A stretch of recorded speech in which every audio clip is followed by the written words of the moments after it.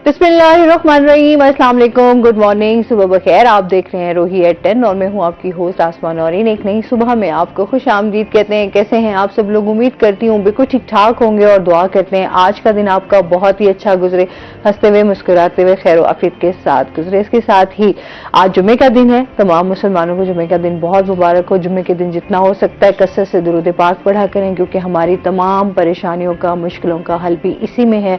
और जितना हो सकता है मैं हमेशा एक बात करती हूँ कि आप नेकी और भलाई के कामों में जो है वो हमेशा बढ़ चढ़ कर हिस्सा लिया करें, क्योंकि नेकी जितनी आपको, मैं कहती हूँ, आप जितना नेकी करते जाएंगे उतना आपके लिए भी जो है वो आसानियां होती जाएंगी। ये लाइफ मुश्किल जरूर है, लेकिन इसको हमने आसान भी खुद बनाना है। आसान तभी बना सकते हैं जब हम दूसरों के लिए भी जो है वो उतनी अच्छी सोच रखें, उतना ही उनके लिए अच्छा बोलें, ताकि आप जब किसी के लिए अच्छा और सच बोलेंगे तो आपके लिए भी उतनी ही चीजें जो हैं वो अच्छी और पॉजिटिव वाइब की तरफ जाएंगी। लोग आपके बारे में भी फिर अच्छा बोलेंगे, लेकिन आप जब लोगों के बारे में गलत बोलेंगे तो डेफिनेटली आपके बारे में भी उसी तरह की सोच रखी जाएगी, उसी तरीके के आपके बारे में जो है वो गलत गुमान भी रखा जाएगा, बोला भी जाएगा।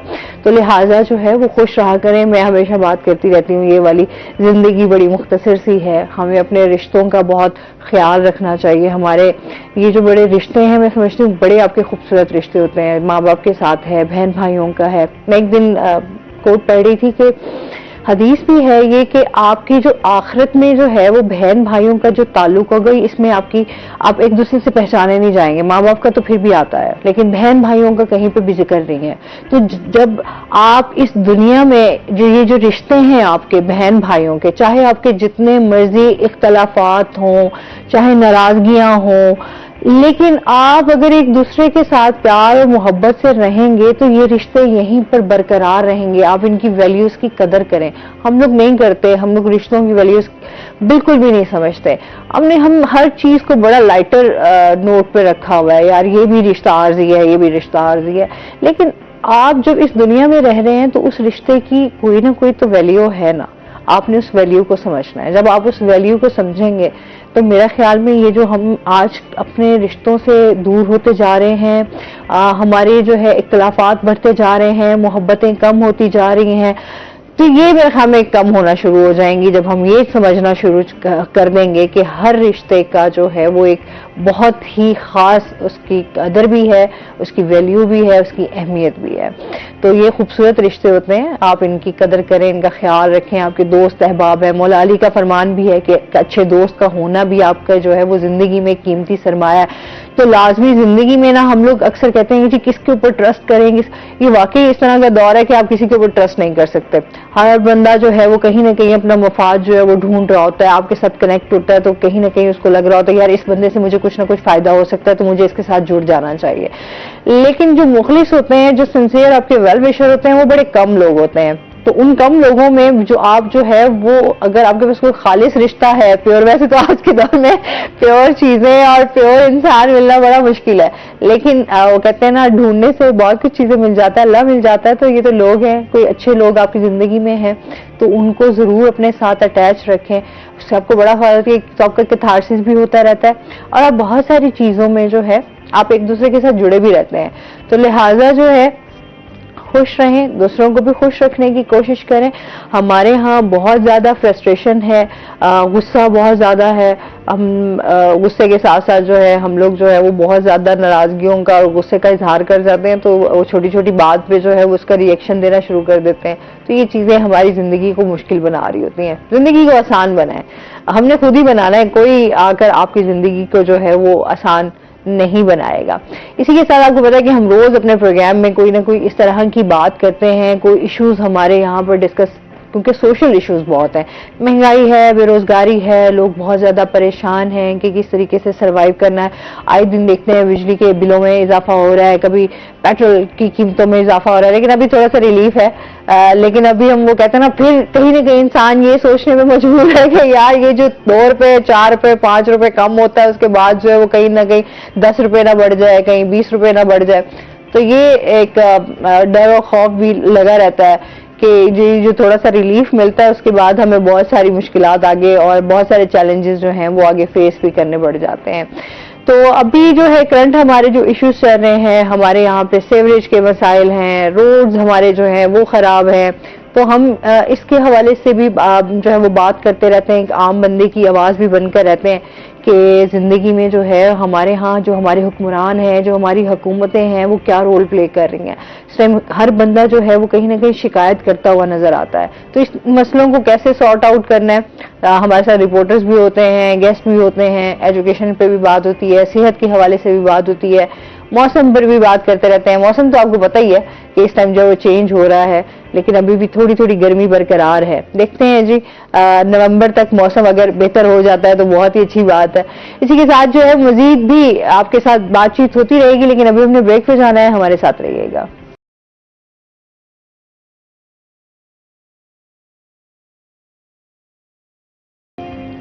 ویلکم بیک ناظرین، اس کے ساتھ ہی آپ کو بتا دیں کہ آج جو ہے ورلڈ اینیمل ڈے منایا جا رہا ہے 4 اکتوبر کو، تو اسی کے ساتھ جو ہے ہم اس پہ بات کریں گے۔ ہمارے ساتھ ڈاکٹر موجود ہیں جی، ڈاکٹر فہد جو کہ ویٹنری فزیشین اینڈ سرجن ہے۔ السلام علیکم۔ وعلیکم جی کیسے ہیں آپ فہد؟ ٹھیک ٹھاک ہیں؟ الحمدللہ۔ ویلکم کہتے ہیں آپ کو۔ اچھا، آج جو ہے جانوروں کے تحفظ کا عالمی دن منایا جا رہا ہے، تو اس سے ریلیٹڈ جو ہے آپ کیا کہنا چاہیں گے؟ کس طریقے سے ہم دیکھتے ہیں آئے روز جو ہے جانوروں کو ایک تو ایک بڑا معصوم سا میں سمجھتی ہوں اور بے زبان ہوتے ہیں، اور ان کو اوپر تشدد بھی کیا جاتا ہے، ظلم بھی کیا جاتا ہے، ان کو نقصان بھی پہنچایا جاتا ہے۔ کچھ لوگوں کا تو یہ بھی ہوتا ہے کہ جی بھوکا پیاسا بھی رکھتے ہیں، جانور پال لیتے ہیں گھر میں، اس کا اس طریقے سے خیال نہیں رکھ رہے ہوتے۔ کیا کہیں گے اس دن کے حوالے سے؟ جی، آج انٹرنیشنل ورلڈ اینیمل ڈے کی توسط سے میں یہ کہنا چاہوں گا کہ اپنے جانوروں کا خیال ضرور کیا کریں، کیونکہ ایک تو گرمی کا پچھلے دنوں موسم چلتا رہا ہے، لوگ خیال نہیں کرتے، پانی نہیں رکھتے ان کو، اور پراپر دانہ نہیں ڈالتے۔ جو جیسے کہ پرندے ہمارے پاس وائلڈ برڈ ہوتے ہیں، گھر میں بھی پرندے ہوتے ہیں، تو لوگ جانور رکھ تو لیتے ہیں لیکن اس کا علاج معالجہ بھی نہیں کراتے اور ان کا خیال بھی نہیں کراتے۔ جیسے کہ انسان کے لیے پانی کی ہر وقت ضرورت ہے اور خوراک کی ضرورت ہے، تو انسان جانوروں کے لیے بھی اسی طرح ہی یہ سب چیزیں جو ہے نا بہت ریکوائرڈ ہوتی ہیں۔ اور اس کے ساتھ ساتھ جو ہے آرگنائزیشن جو ہیں ہمارے ملک میں چل رہی ہیں اس کے لیے ویلفیئر کے لیے، لیکن ساؤتھ پنجاب میں ایسا جو ہے ہمارے پاس اس چیز کا فقدان ہے، یہاں پہ سچ کوئی آرگنائزیشن نہیں ہے تاکہ جو ہمارے پاس اسٹرے ڈاگز یا کیٹس ہیں ان کی بیماری کے لیے، ان کے علاج کے لیے، ان کے لیے شیلٹر ہوم بنائے جائیں تاکہ وہ اپنے جو اسٹرے ڈاگ کیٹس ہیں اگر وہ بیمار ہو جاتے ہیں یا تکلیف آتی ہے تو وہ وہاں پہ جا کے اچھا، ظاہر سی بات ہے اس کے اوپر ہم لوگ دیکھتے ہیں کہ آئے دن تشدد کے واقعات جو بڑھ رہے ہوتے ہیں، جانوروں کو جو مارا جاتا ہے، اس کے حوالے سے آپ کیا کہیں گے؟ کیوں اس طرح کا جو ہے وہ ظلم کیا جاتا ہے؟ دیکھیں، اس میں کچھ لوگوں کی بائی نیچر ہوتی ہے، کچھ فرسٹریشن نکالتے ہیں اپنے گھر والے جانوروں پہ بھی نکالتے ہیں اور باہر والوں پہ بھی نکالتے ہیں۔ پھر میں ہماری یہ چیزیں جو ہے اسکول لیول پہ ہمارے جو اساتذہ ہیں یا اسکولنگ جو کالجز ہیں وہاں پہ کم از کم اس چیز کا سیکشن دینا چاہیے کہ اینیملز بھی ایک لائف ہیں، تو اللہ نے ان کو جانور پیدا کیے لیکن وہ بھی ایک جاندار چیز ہے، اس کے اوپر ظلم نہ کریں۔ یہ ایجوکیشن لیول جب ہم بچوں کے اسٹارٹ گرومنگ جب اس لیول پہ کریں گے تو آٹومیٹکلی ان کے دل میں جو ہے صلہ رحمی پیدا ہوگی۔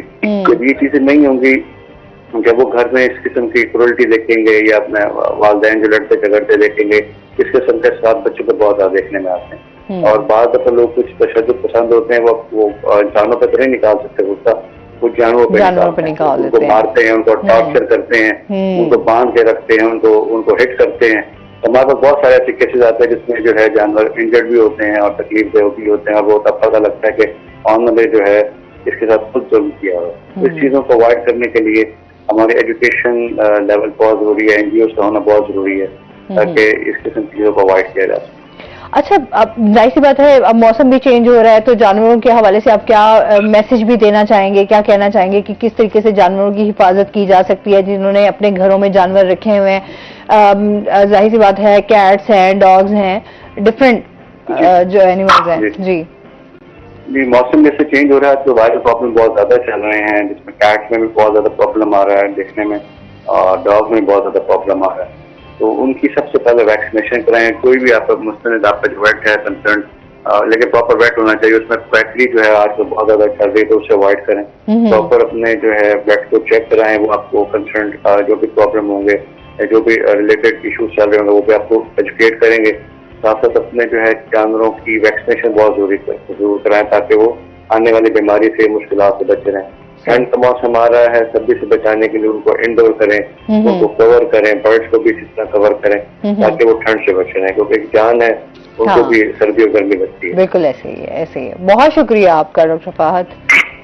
अच्छा जी, जानवरों के बारे में खुद हजूर पाक सल्लल्लाहु अलैहि वसल्लम ने फरमाया, जो जानवर पर जुल्म करता है वो हम में से नहीं है।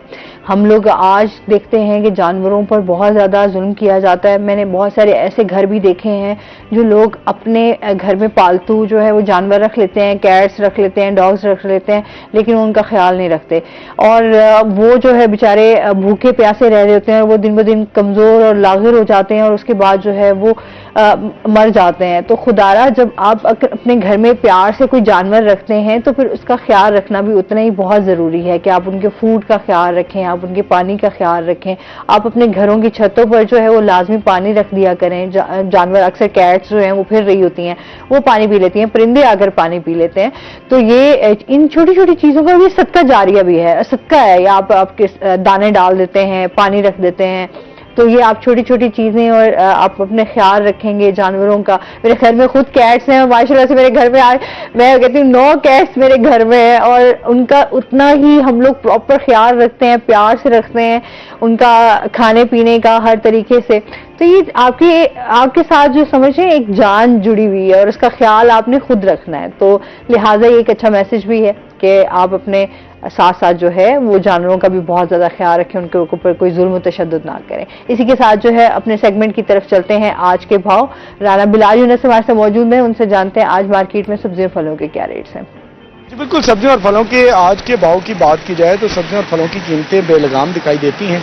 खुद साख्ता महंगाई का राज बरकरार है, जिसकी वजह से सफेद पोश आदमी के लिए सब्जी और फल खरीदना मुश्किल ही नहीं बल्कि नामुमकिन होता चला जा रहा है। अगर हम बात करते हैं सब्जियों और फलों की आज की कीमतों के हवाले से तो सरकारी निर्खों के मुताबिक अदरक का रेट जो है वो 650 रुपये फी किलो के हिसाब से मुकर्रर किया गया है, जबकि मार्केट में अदरक में जो है वो 8 सेंचुरियाँ क्रॉस कर रखी हैं। जबकि लहसुन का सरकारी निर्खों के मुताबिक रेट 530 रुपये, जबकि मटर का सरकारी निर्खों के मुताबिक रेट जो है वो 300 रुपये फी किलो के हिसाब से मुकर्रर कर दिया गया है। मार्केट में लहसुन ने 6 सेंचुरियाँ और मटर में जो है वो तकरीबन 4 सेंचुरियाँ क्रॉस कर रखी हैं।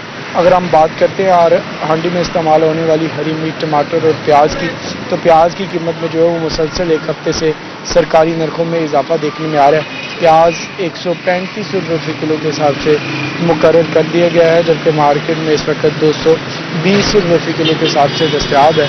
जबकि टमाटर का सरकारी नरखों के मुताबिक रेट 110 रुपये और हरी मिर्च का सरकारी नरखों के मुताबिक रेट 90 रुपये फी किलो के हिसाब से मुकर्रर किया गया है। तो मार्केट में टमाटर इस वक्त 180 और हरी मिर्च 160 रुपये फी किलो के हिसाब से दस्तयाब है।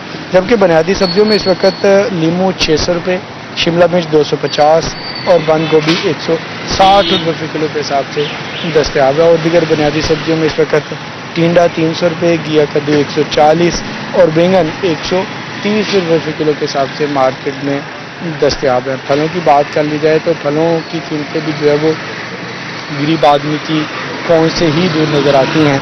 इस वक्त सेब काला कुल्लू का सरकारी नरखों के मुताबिक रेट जो है वो तकरीबन 210 रुपये फी किलो के हिसाब से मुकर्रर है, जबकि गाचा सेब का रेट जो है वो 160 रुपये फी किलो के हिसाब से सरकारी नरखों के मुताबिक मुकर्रर कर दिया गया है।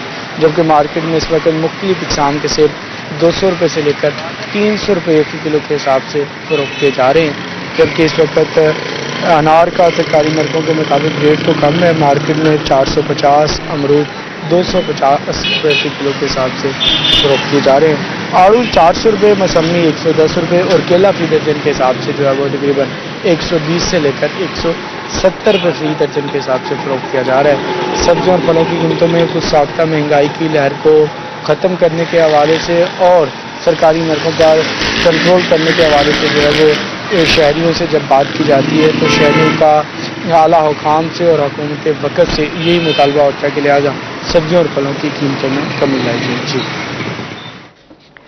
बहुत शुक्रिया आपका राना बिलाल। और इसके साथ ही हमें ज्वाइन किया है जी हमारे रोही की रिपोर्टर हैं सुहिरा तारिक। अस्सलाम वालेकुम, कैसी हैं आप सुहिरा? ठीक हूं, आप कैसी हैं? अल्हम्दुलिल्लाह। اچھا جی، ہم سہیرا سے جو ہے آج جانیں گے اس ٹائم ان کی جو سٹوریز ہیں اس کے حوالے سے کہ ایجوکیشن کی بیٹ پہ بھی ہے، خواتین کے حوالے سے بھی کہ کیا خواتین کے تحفظ کے لیے کیا ایکٹیویٹیز ہو رہی ہیں. ابھی ہم چیمبر آف کامرس کے حوالے سے بات کریں گے. وومن چیمبر آف کامرس جو ہے اس کی الیکشن کی اس ٹائم کیا صورتحال چل رہی ہے، اس کے حوالے سے بتائیے گا سہیرا. ویمن چیمبر جو ہے یہ ایک برانچ ہے مین چیمبر آف کامرس کی، جس میں صرف اور صرف خواتین شامل ہیں، اور بیگم فروخ مختار جو کہ ملتان کا ایک جانا مانا نام ہے، انہوں نے آج سے کچھ سال پہلے women chamber of commerce and industry کی بنیاد رکھی تھی، تاکہ وہ خواتین جو گھر بیٹھ کے کام کر رہی ہیں، آن لائن کام کر رہی ہیں، جس میں ہینڈ میڈ ایمبرائڈری کے کپڑے ہیں، ہینڈ میڈ جیولری ہے، پرس ہے یا ہربل پروڈکٹس ہیں، اور اس طرح سے ڈفرینٹ چیزیں ہیں، وہ گھر بیٹھ کے بناتی ہیں، لیکن ان کو کوئی پلیٹ فارم مہیا نہیں ہے.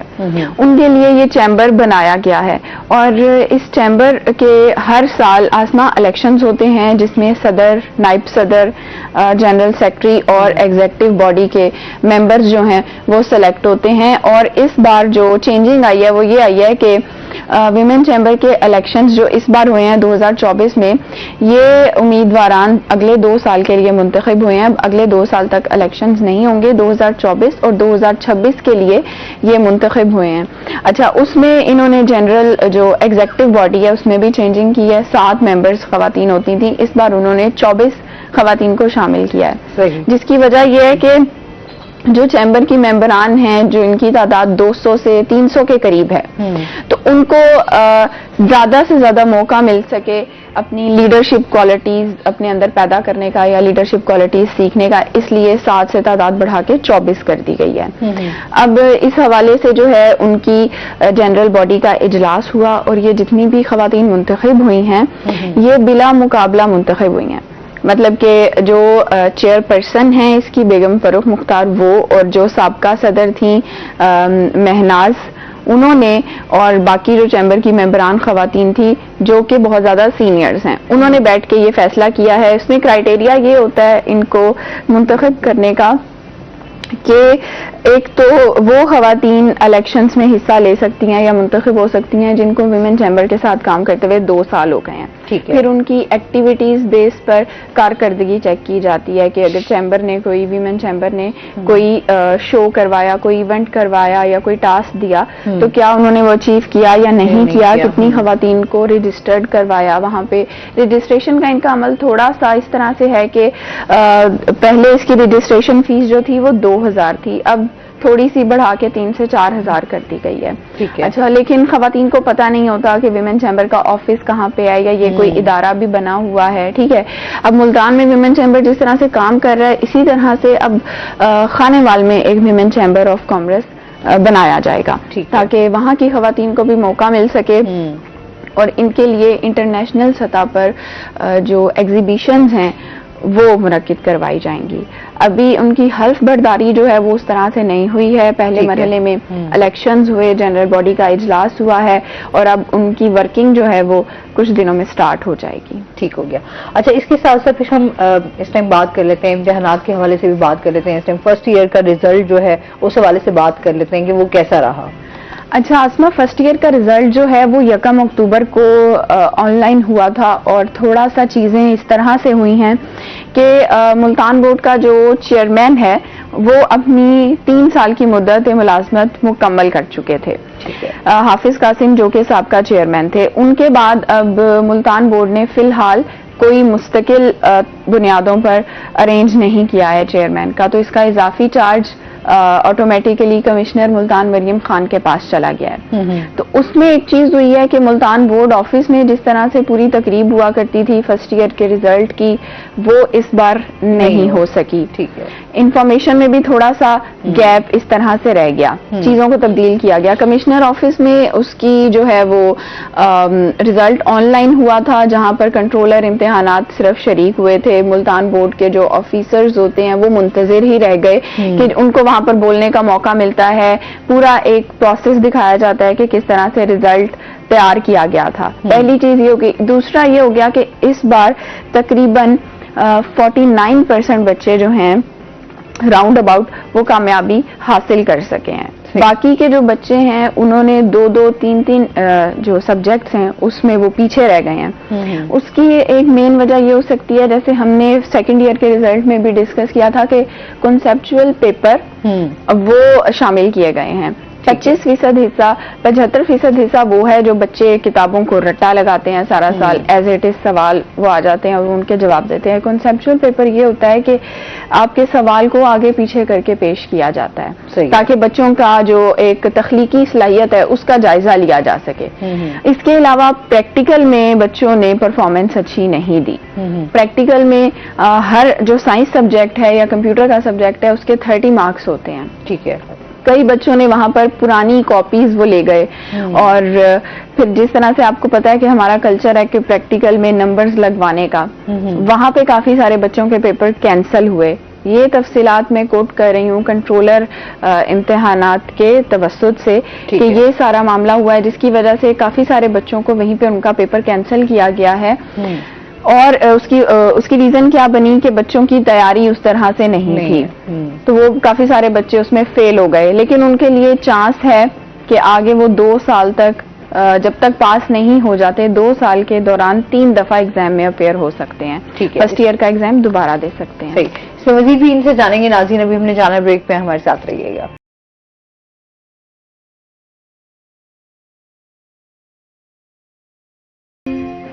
ویلکم بیک ناظرین. اور اس کے ساتھ ہی جس طریقے سے موسم کی بات ہو رہی تھی تو چلتے ہیں اپنے سیگمنٹ کی طرف. Today's weather. زہیب بخاری ہمارے ساتھ موجود ہیں. زہیب سے جانتے ہیں آج دن بھر موسم کیسا رہے گا، کیا صورتحال ہے؟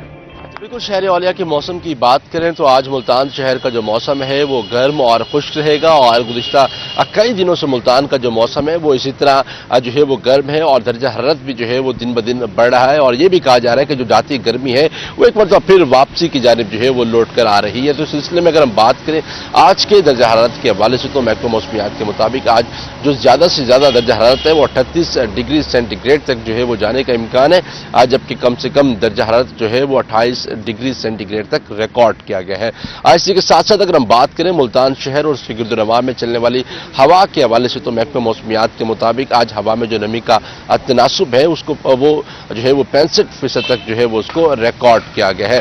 اسی کے ساتھ ساتھ اگر ہم ماحولیاتی آلودگی کی بات کریں تو ایئر کوالٹی انڈیکس میں جو ہے وہ آج 255 پوائنٹس جو ہے وہ ریکارڈ کیے گئے ہیں، جس کے بعد پاکستان کے فضائی آلودہ ترین شہروں میں جو ہے وہ ملتان آج دوسرے نمبر پر موجود ہے. آئندہ 24 گھنٹوں کے موسم کے حوالے سے بات کریں تو محکمہ موسمیات کے مطابق آئندہ 24 گھنٹوں میں ملتان شہر کا موسم جو ہے وہ اسی طرح گرم رہے گا، اور کسی بھی قسم کی بارش کا جو ہے وہ کوئی خاص امکان جو ہے وہ ظاہر نہیں کیا جا رہا ہے. اسی کے ساتھ کیونکہ موسم اب بدل رہا ہے تو ڈاکٹرز نے بھی جو ہے وہ ہدایات جو ہے وہ جاری کی ہیں، اور بڑھتے مریضوں کی وجہ سے ڈاکٹرز کی جانب سے جو ہے وہ یہ کہنا ہے کہ اس بدلتے موسم میں شہری جو ہے وہ اپنی صحت کا خاص طور پر خیال رکھیں، کیونکہ ماحولیاتی آلودگی ہے، ڈسٹ الرجی سے اپنے آپ کو جو ہے وہ ملتانی محفوظ رکھیں. اس کے ساتھ ساتھ جو ٹھنڈا پانی ہے اس کو پینے سے جو ہے وہ گریز کریں تاکہ گلے کی بیماری اور دیگر نزلہ زکام سے بھی جو ہے وہ بچا جا سکے. تو ماحولیاتی آلودگی کے پیش نظر ڈاکٹرز نے بھی جو ہے وہ ہدایات دی کہ ماحول جس طرح اب ہوا جو ہے وہ تبدیل ہو رہی ہے تو ملتانی جو ہے وہ اپنے آپ کو اس ماحولیاتی آلودگی سے بھی جو ہے وہ محفوظ رکھے. تاہم آئندہ 24 گھنٹوں میں بارش کا کوئی خاص امکان ظاہر نہیں کیا جا رہا، اور آئندہ 24 گھنٹوں میں ملتان شہر کا موسم مزید گرم اور خشک رہے گا. جی بہت شکریہ زہیب بخاری. اچھا، کیونکہ ہم اب جیسے پہلے بھی بات کر رہے تھے موسم کی کہ موسم جو ہے کیونکہ اکتوبر کا مہینہ سٹارٹ ہو چکا ہوا ہے تو ابھی تک جو ہے وہ ہمارے ہاں جو ہے گرمی کی شدت جو ہے وہ وہیں برقرار ہے. ایسے ہی ہے نا؟ بالکل میں آپ جاتی ہیں تو اکتوبر میں بھی ہمیں جون جولائی والا موسم ملا ہوا ہے. دیکھیں کلائمیٹ چینج کتنا زیادہ ہو چکا ہے. ورنہ پہلے عموماً ہوتا تھا 15 سپٹمبر کے بعد راتیں ٹھنڈی ہو جاتی تھیں اور دھوپ کی شدت تھوڑی کم ہو جاتی تھی، لیکن اس بار تو ابھی دیکھیں آپ 4 اکتوبر ہو چکی ہے، آگے نومبر آنے والا ہے اور ہماری ابھی تک گرمی نہیں ختم ہوئی ہے، یہاں سے کوئی بارشیں نہیں ہو رہی ہیں. اچھا، بارشیں جس طرح سے پہلے بارشیں تو اپنی اچھی خاصی بھوگتی ہے جو ملتان کا حال ہوا، لیکن اس کے بعد جو ہے وہ ظاہر سی بات ہے کہ کلائمیٹ چینج کے بعد جو ہے وہ ہم لوگوں کو بہت زیادہ گرمی بھی برداشت کرنی پڑ رہی ہے اور سردی بھی جب آتی ہے تو سردی ایکسٹریم آتی ہے. اچھا، وہ سردی کا آتا صرف ہمارے پاس 1 مہینہ ہی ہے بالکل، لیکن وہ اچھا خاصا آ جاتا ہے جس میں جو ہے وہ آپ کے لیے بڑی پھر مشکل ہو جاتی ہے کہ وہ مہینہ کیسے گزارنا ہے. لیکن اس موسم میں جو ہے وائرل ڈیزیز بہت جلدی اٹیک کرتی ہیں تو اس سے آپ نے جو ہے وہ بچنا بھی ہے. اس ٹائم تو بخار، نزلہ زکام یہ ہر گھر میں جو ہے ہر بندہ شکار ہے اس کا, اور جو مطلب 4 سے 5 دن آپ کے جو ہے یہ لے جاتے ہیں کہ آپ دیکھیں آسما, یہ اتنا اچھا ٹائم گزرتا تھا ہمارا, جو سپٹمبر کے اینڈ سے لے کے مارچ اپریل تک اچھا موسم ہمیں ملتا تھا. ایسے ہی ہے. لیکن ابھی آپ دیکھ لو کہ لون کے کپڑے ہم لوگ بامشکل پہن پا رہے ہیں. گرمی بہت زیادہ ہو گئی ہے. ہم نے کلائمیٹ چینج کی بات کرتے ہیں, ہم نے بطور شہری بطور انسان اس کلائمیٹ کو بڑا خراب کیا ہے. ایک تو ہم جیسے بچپن میں پڑھا کرتے تھے سائنس کی کتاب میں کہ اوزون کی لیئر جو ہے وہ متاثر ہو رہی ہے گرین ہاؤس گیسز کے بننے کے سلسلے میں, تو وہ ہم سوچتے تھے یہ پتہ نہیں کب ہوگا. ایسے ہی نا 10-15 سال پہلے سوچتے تھے پتہ نہیں کب ہوگا, لیکن وہ 2024 میں ہو چکا ہے. اچھا, ماہرین یہ کہتے ہیں کہ یہ جو کلائمیٹ چینج ہونا تھا یہ 2030-2050 میں جا کے ہونا تھا, لیکن انسانی عوامل نے ہمارے کلائمیٹ کو, ہماری جگہ کو اتنا بری طرح متاثر کر دیا ہے کہ وہ ابھی سے ہی یہ صورتحال کا ہمیں سامنا ہے کہ جو سردی کے مہینے تھے وہ ابھی تک گرمی ہم بھگت رہے ہیں. پھر یہ جو ہماری ماحولیاتی کی بات کریں, آلودگی جو ہے جو ہم دیکھتے ہیں, یہ جو ابھی بھی میں ابھی خود صبح ڈرائیو کر کے آ رہی تھی, یقین کرو ویڈا بس کا اتنا گندا دھواں زہریلا دھواں ہوتا ہے جو آ کے میں اب گاڑی میں بھی وہ فیل ہوتا ہے آپ کو. ایک تو چلے آپ روڈ پہ جا رہے ہیں, آپ سائیکل پہ ہیں یا آپ بائک پہ ہیں, لوگ فیل کرتے ہیں, سانس لینے میں دقت ہوتی ہے, لیکن ایون آپ گاڑی میں بند گاڑی میں بھی بیٹھے ہوئے ہیں تو آپ کو جو ہے وہ اس کا بالکل ایسے ہی ہو رہا ہے, اور آپ کی سانس لینا جو ہے وہ مشکل ہو جاتا ہے. مطلب اس کے اوپر ابھی تک کوئی اس حوالے سے کام نہیں ہو رہا. جتنی بھی ویڈا بسیں, ایک تو ان گاڑیوں کی سروس کی بہت زیادہ ضرورت ہے, ان کی مینٹیننس کی ضرورت ہے, عوام کو اگر سہولت دی ہوئی ہے,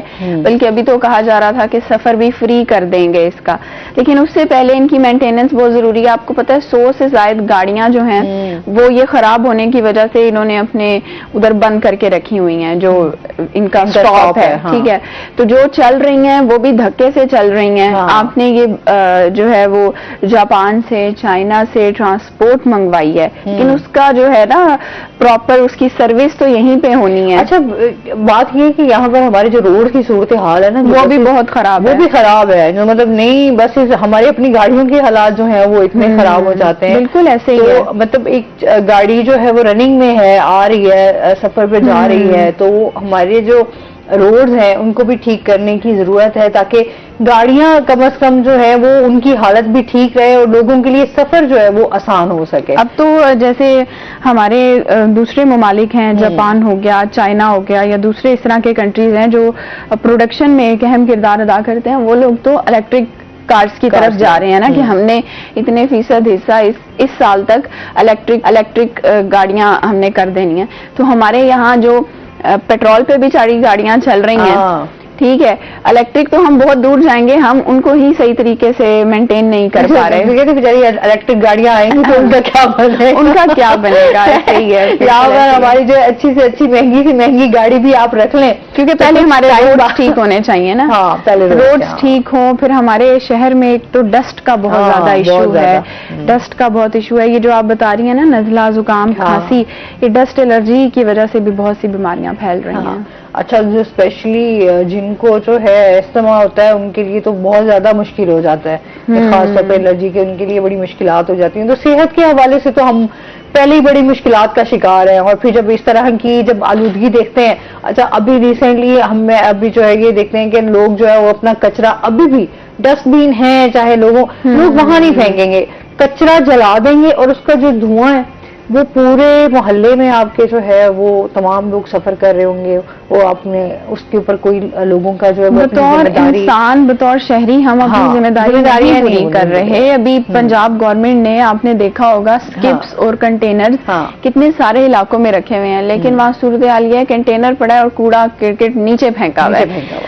یہ نہیں پتا کہ لوگ کیا فرسٹریٹڈ ہیں یا ان کو اس طرح کرنے سے کوئی سکون حاصل ہوتا ہے کہ ڈسٹ بین میں پھینکنے کی بجائے ہم نے نیچے پھینکنا ہے. ٹھیک ہے نا, اب وہ گورنمنٹ نے تو آ کے اٹھا کے نہیں. روڈ پہ بھی یہی حال ہے, صبح دیکھ رہتے ہیں صفائیاں ہو رہی ہوتی ہیں پھر, لیکن اس کے آپ جو ہے وہ دیکھیں اکثر تو گند والی جو گاڑیاں جا رہی ہوتی ہیں, میں ان کے اوپر بھی حیران ہوں, بہت خطرناک ہے. وہ جو ہے وہی تمام جو کچرا اٹھا کے جا رہے ہیں, وہی تمام کچرا آپ کا جو ہے وہ گاڑی چلتی جا رہی ہے اور پیچھے روڈ کے اوپر جو ہے وہ تمام کچرا گرتا جا رہا ہے. ایک اس میں جو ڈرا بیک ہے وہ یہ ہے کہ ان کو اس ٹائم میں گاڑیاں شہر میں نہیں گھمانی چاہیے مین روڈز پہ, جس ٹائم پہ موومنٹ عام شہریوں کی ہوتی ہے. یا تو آپ لیٹ نائٹ کریں یا ارلی مارننگ کریں کہ ایٹ لیسٹ ہم لوگ اس گندگی سے بچ سکیں اور پھر اس کو بند کنٹینر میں پہنچایا جائے, بجائے اس کے کہ وہ گند اڑ رہا ہے. اور وہ دیکھیں فضائی آلودگی کتنی زیادہ پھیلا رہا ہے نا.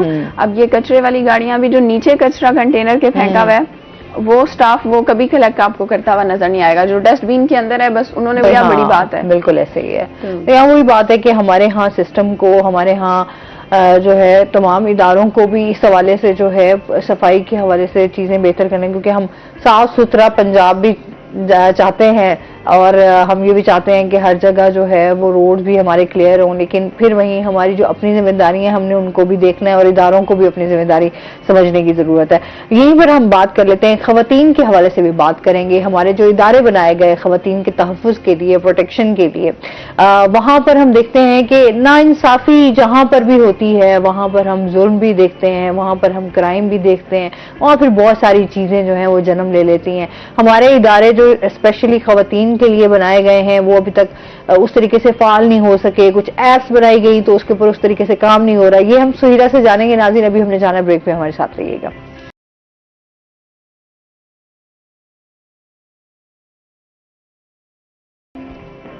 ویلکم بیک ناظرین. جی ہم بات کر رہے تھے خواتین کے تحفظ کے اداروں کے حوالے سے. اس حوالے سے بتائیے گا, اس ٹائم ہم دیکھتے ہیں کہ وہاں پر ایک ہیلپ لائن کا بھی ایک آغاز کیا گیا تھا وومن پروٹیکشن اتھارٹی کی جانب سے, تو وہ ابھی تک جو ہے وہ بھی فعال نہیں ہو سکا. اس حوالے سے بتائیے گا. ہیلپ لائن جو ہے وومن پروٹیکشن اتھارٹی کی بنائی گئی ہے لیکن وہ فعال نہیں ہے. یہ چیز ایک طرف, اور ایک ملتان میں جو وومن پولیس اسٹیشن بنا تھا اس کو ورچوئل پولیس اسٹیشن میں تبدیل کیا جانا تھا. ورچوئل پولیس اسٹیشن اور وومن پروٹیکشن اتھارٹی نے مل کے خواتین کو انصاف دلوانا ہے, لیکن جو یہ ورچوئل پولیس اسٹیشن ہے وہ یہ ہے کہ گھر بیٹھے ایک خاتون ہے, اس کے ساتھ کسی بھی قسم کی کوئی ناانصافی ہوئی ہے, فار ایگزامپل اس کو سسرال والوں نے مارا ہے, کسی نے گالیاں دی ہیں, کوئی ہراسمنٹ ہوئی ہے, تو اس کو police station, women police station بھی جانے کی ضرورت نہیں ہے.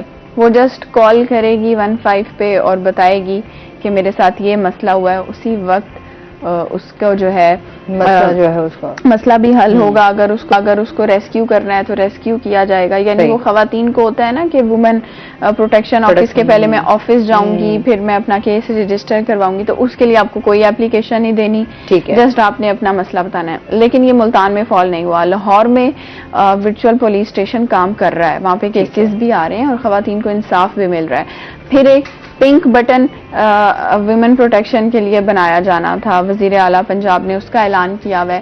وہ پنک بٹن کس طرح سے کہ آپ روڈ پہ کہیں بھی کھڑے ہیں تو آپ کو کوئی چھیڑ جاتا ہے, کوئی ہراساں کر جاتا ہے, یا کوئی لڑائی جھگڑا یا کچھ بھی اس طرح کا ہے, تو آپ اس کی مدد سے بھی جو ہے ہیلپ لے سکتے ہیں. ٹھیک ہے, وہ بھی ابھی قائم نہیں ہوا. اچھا, جو یہ وومن پروٹیکشن کی ہیلپ لائن ہے یہ ملتان کے بعد تحصیل سطح پر بھی لانچ ہونی تھی, کہ اب ایک عورت جو خانے وال بیٹھی ہے وہ ملتان میں اگر کال کرتی ہے ہیلپ لائن پہ کہ مجھے فوری انصاف چاہیے, کوئی مطلب میرے سسرال والے یا شوہر مجھے مار رہا ہے, تو ملتان سے ٹیم کتنی دیر میں نکلے گی اور خانے وال پہنچے گی اور اس کو ریسکیو کرے گی. ٹھیک ہے, ان کے پاس تو اتنے وسائل بھی نہیں ہیں. صحیح.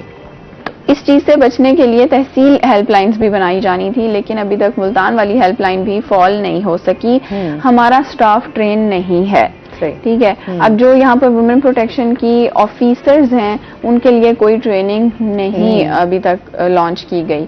ابھی ریسنٹلی اسلام آباد میں ایک ٹریننگ ہو رہی ہے گورنمنٹ آفیشلز کی, وہ کام کر رہے ہیں جینڈر بیس وائلنس اور وومن پروٹیکشن اتھارٹی کے جو ادارے بنے ہوئے ہیں ان کی آفیسر اسپیشلی جو خواتین ہیں ان کو ایک جگہ پر بلایا ہوا ہے، اور جو جیسے یہ ہیلپ لائنز کے جو سافٹ ویئر ہیں یہ بنائے گئے ہیں باہر کی کمپنیز کی جانب سے، ٹھیک ہے، ان سے ان کی ملاقات کروائی جا رہی ہے کہ آپ نے کس طرح سے فوری رسپانس دینا ہے، کس طرح سے خواتین کو انصاف دلوانا ہے. ٹھیک ہے. ایک کالر ہے جی ہمارے ساتھ. السلام علیکم. السلام. آسما نرین صاحبہ کیسی ہیں آپ؟ میں ٹھیک ٹھاک الحمدللہ. عبد الحنان ہے میرا. بالکل بالکل عبد الحنان بات کر رہا ہوں حاصل پور سے. بڑے عرصے بعد آپ نے کال کی ہے حنان. بس جی آسما گھر کی مصروفیات ایسی ہیں، لائف اتنی مصروفیت والی آج کل ہو گئی ہے کہ آپ کا پروگرام دیکھ رہے ہوتے ہیں، بس کئی دفعہ کال کرنے کا دل چاہ بھی رہا ہوتا ہے لیکن کام کاج کے اندر اتنی مصروفیت ہوتی ہے کہ وہ کال ہی نہیں کر پا رہا ہوتا ہوں. تو باقی تو آپ لوگوں کے ساتھ ان ٹچ ہیں. روہی تو ہماری دل و جان ہے بھائی، اس کی جو اپڈیٹس ہمیں اپنے ایریا کی ملتی ہے وہ تو کہیں سے بھی نہیں مل سکتی نا، اتنی اچھی رپورٹنگ ہے آپ لوگوں کی. یہ بات تو ہے. اور ایک بات میں آپ کے ساتھ یہ شیئر کرتا چلوں آسما جو بڑی اہم ہے کہ اس وقت جو ملکی حالات ہیں ڈیفینیٹلی آپ بھی دیکھ رہی ہیں، ساری دنیا دیکھ رہی ہے کہ بڑے اپس اینڈ ڈاؤن چل رہے ہیں، لیکن جب بھی کوئی عام شخصیت پاکستان میں آتی ہے تو ہمارے احتجاج آپس کے لیے ختم ہو رہے ہوتے ہیں. تو جب ہم ایک قوم بنیں گے، جب ہم اس ملک کے لیے کھڑے ہوں گے تبھی پاکستان کی بھی بقا بچے گی. صرف اس طرح نہیں بچ سکتی کہ ہم اپنے اپنے معاملات کو ہی رکھیں اور اس وقت رکھ لیں جس ٹائم اہم شخصیات ملک کے اندر بیٹھی ہوں. اور آپ دیکھ رہی ہیں آس پاس کتنی عرصے کے بعد کی سمٹ ہونے جا رہا ہے پاکستان کے اندر. تو وہ کوئی بھی کرے کسی بھی پارٹی کی حکومت کے اندر وہ ہو تو اس طرح کے معاملات نہیں ہونے چاہیے. لیکن جب سے ہم لوگ دیکھ رہے ہیں کہ جب بھی کوئی بھی گورنمنٹ آگے سٹینڈ لیتی ہے تو پیچھے سے اپوزیشن آ کے بیٹھ جاتی ہے. تو اس کا اثر نہ صرف پاکستان کی سیلف رسپیکٹ پہ جا رہا ہے، ہم لوگ پہلے ہی بڑے ڈاؤن ہیں تو ہمیں اس چیز کے اوپر سٹینڈ لینا چاہیے. جب سب پارٹیز یہ کہتی ہیں کہ ہم پاکستان کے لیے سٹینڈ لے رہے ہیں تو آپ دیکھ رہے ہیں کہ اب اسلام آباد کو بند کرنے کی کوشش کی جا رہی ہے. تو اس طرح نہیں ہونا چاہیے. ہمیں پاکستان کے لیے کھڑے ہونا چاہیے اور اس چیز کو سمجھ لینا چاہیے کہ ہر چیز کے اندر ہماری لڑائی نہیں ہونی چاہیے. تو باقی رہی بات آج میں آپ کی ٹاپک کی تو اس کے اوپر میں ایک بات یہ بھی کہہ دوں آسما کہ مریم نواز صاحبہ جب سے آئی ہیں ہر دفعہ کوئی نہ کوئی انیشیٹو دے رہی ہیں، ہر دفعہ کوئی نہ کوئی کام کر رہی ہیں. اور یہ ان کی بڑی مہربانی ہے کہ اس مہنگائی کے دور میں شناختی کارڈ لائیں اور 15 لاکھ کا لون لے جائیں اور پہلے 3 ماہ کے اندر کوئی آپ کے پاس اس چیز کا کوئی سرچارج نہیں دیا جائے گا. تو یہ اس مہربانی ہے چیف منسٹر صاحبہ کی. یہ تو کام پچھلے 5 سال میں کسی ایک کو بھی نہیں ہم کہہ سکتے کہ وہ کام ہوا ہے. ہماری تو روڈز تک نہیں کسی نے آ کے مینٹین کی. تو مریم صاحبہ کی مہربانی. ابھی تو جنوبی پنجاب کے مریم نواز صاحبہ ادھر تو دیکھ ہی نہیں رہی ہیں. ابھی تو بہت سارے حالات راجن پور میں جائیے، بچوں کو اسکولوں میں آپ دیکھیں جا کے. یار راجن پور کے علاوہ بھی بہت سارے یہاں پر حنان، صرف راجن پور کو تو نہیں دیکھنا نا، حاصل پور یا راجن پور یا ہم باقی بھی تو ہیں نا. اب ملتان کو تو خیر انہوں نے یہاں پر تو نظر میں نہیں آسما ملتان میں تو یوسف رضا گیلانی صاحب بیٹھے ہوئے ہیں، ہر بندے کی اپنی اپنی ذمہ داری وہ بھی پوری کر رہے ہیں. اور ساتھ میں ایک بات یہ وہ بھی ایڈ میں کر دوں آسما کہ جنوبی پنجاب کی اب بات کر رہی ہیں تو جنوبی پنجاب کے اندر سب سے پہلے انہیں اسکوٹیز موٹر سائیکل انہوں نے دی ہیں بچوں کو اور اسکالرشپس بھی وہ پرووائڈ کر رہی ہیں. اب دیکھیں اب آہستہ آہستہ ہی ہے نا، اب جب ہم ہر چیز سے توقع رکھیں گے تو وہ جلدی تو پوری تو نہیں ہوگی. اب ہم تو کہتے ہیں کہ ملکی سطح پر جو بھی کام ہو، ملک کے لیے جو بھی کام ہو وہ اچھا ہو. اس کے لیے ہر بندہ آپ کو پتہ ہے کہ ایکسپیکٹ کر رہا ہوتا ہے، ایک امید لگا کر بیٹھا ہوتا ہے. حکمران چاہے جو بھی آئے، ووٹ ہم دے رہے ہوتے ہیں، بن بھی جاتے ہیں، لیکن پھر بعد میں یہ ہوتا ہے کہ جو نعرے اور جو وعدے کیے جاتے ہیں وہ اگر کامیاب ہو جائیں تو میرے خیال میں عوام بھی جو ہے وہ خوش نظر آتی ہے، آسانیاں ہی ہو جاتی ہے نا.